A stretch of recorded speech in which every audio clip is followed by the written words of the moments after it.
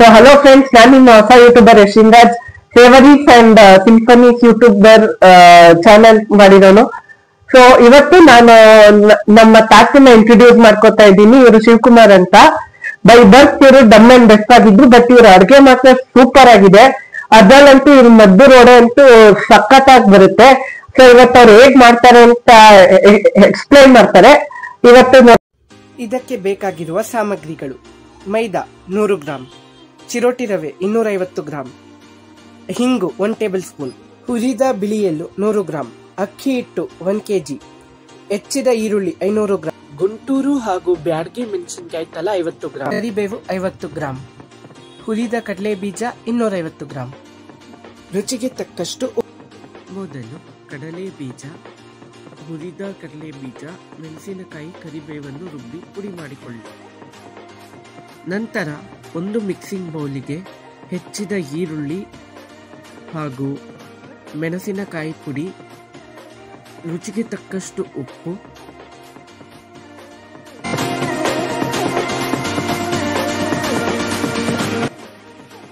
ಹುರಿದ ಬಿಳಿ ಎಳ್ಳು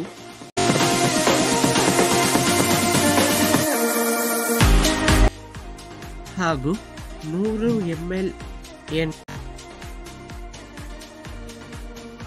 ಹಾಗೂ 1 ಚಮಚದಷ್ಟು ಹಿಂಗನ್ನು ಹಾಕಿ. ನಾವು ಮಾಡಿದ ಕಡಲೆ ಬೀಜದ ಪುಡಿಯನ್ನು ಮಿಶ್ರಣಕ್ಕೆ ಹಾಕಿ. ಇದಕ್ಕೆ ಚಿರೋಟಿ ರವೆ ಹಾಗೂ ಮೈದಾವನ್ನು ಹಾಕಿ. 1 kg ಅಕ್ಕಿ ಹಿಟ್ಟನ್ನು ಹಾಕಿ.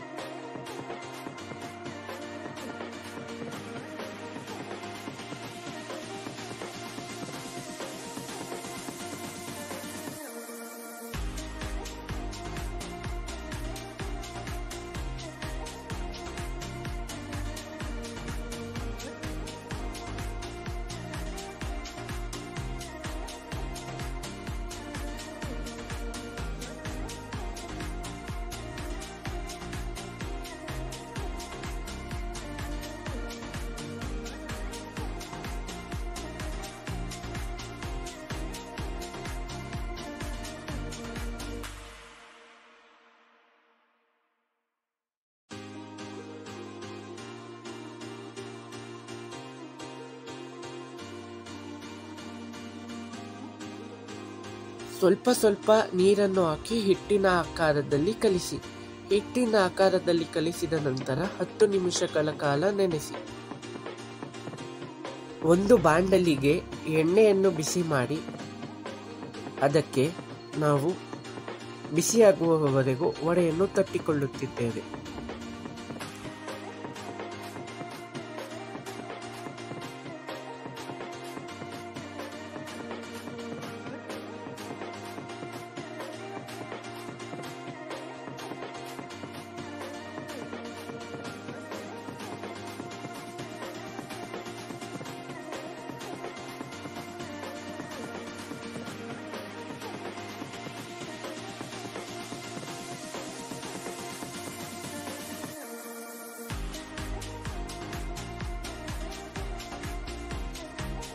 ಈಗ ಬಿಸಿ ಎಣ್ಣೆಗೆ ನಾವು ವಡೆಯನ್ನು ಹಾಕಿ